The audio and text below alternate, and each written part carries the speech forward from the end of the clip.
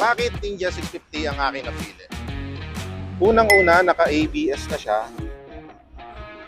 Pangalawa, naka-double disc na siya.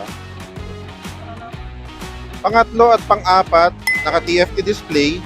Tapos may traction control na siya. Panglima, syempre, 650cc na siya. Yung pang-anim, ito yung pinakamaganda kasi height ko is 5'7". Pag naka-Air Max 5'8". Flat-footed ako.